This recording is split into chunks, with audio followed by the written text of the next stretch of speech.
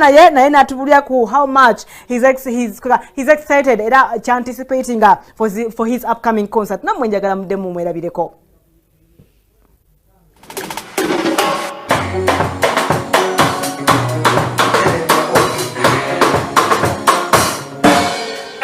It is okay.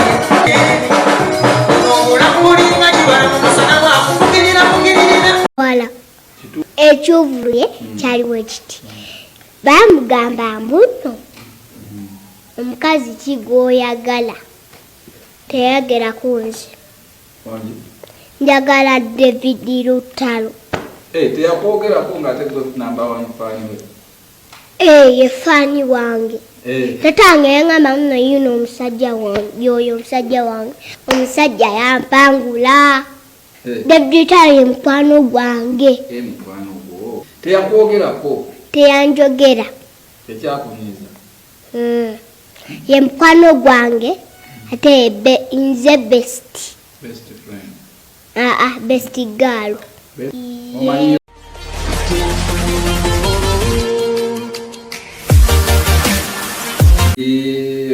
nayimba nyimba za Rema zokka Rema ye mwana mutaka banokaba ng'ekyo ekimukaazo ate nga alina ebintu ebyo olaba yakaba nekali akayimba akantu kamutiisa n'enkoko n'emuluma n'akaaba.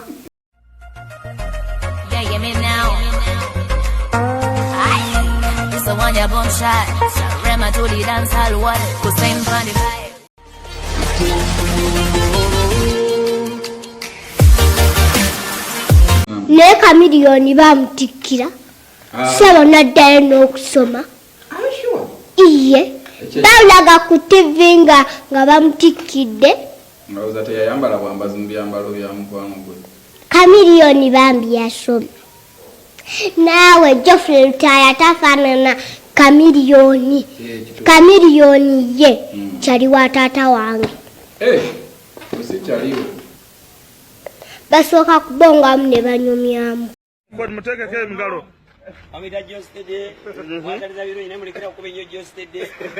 mukwate ku mutwe bwoti omusabire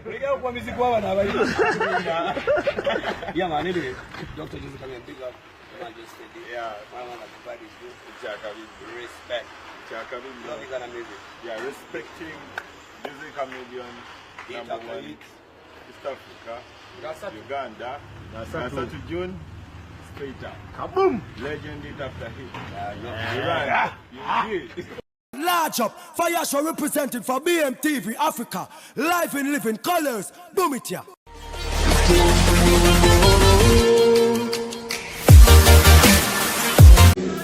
Biwine ayina entalo ze kale yakuba bebekulu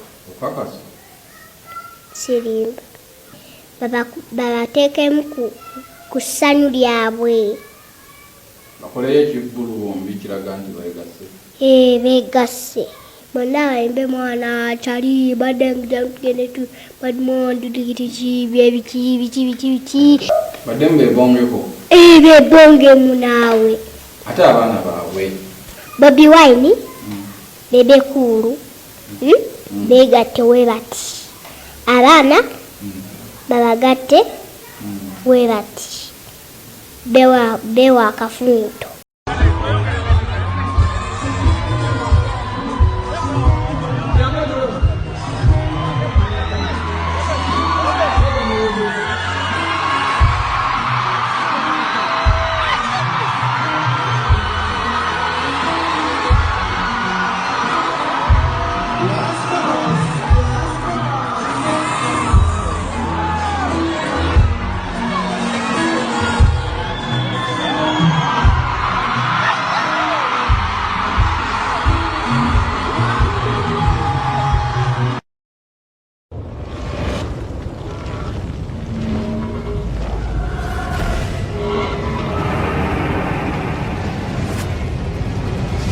bamusabira takomawo nze nja kunyiga n'okunyiga tubalagi wali omwagala nnyo nali mwagala nnyo naye n'agenda yansubiza akayimba akaddako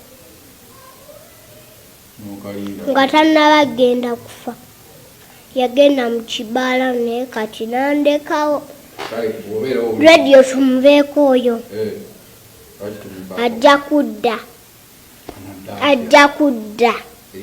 ajja kutunula atunule wati bagulewo entaana olabe wanaakomawo tojja kulaba bagamye yaliyo omulamu ayinza okwaniriza eyafaako nadda omufuuwizi ajja kudduka agambe muno mwana waki wagenda fe abantu bakwagala bonna bonna nga toliiwo watulekawo bigamba radio ani abimugamba radio abeere nga tayegera ali wati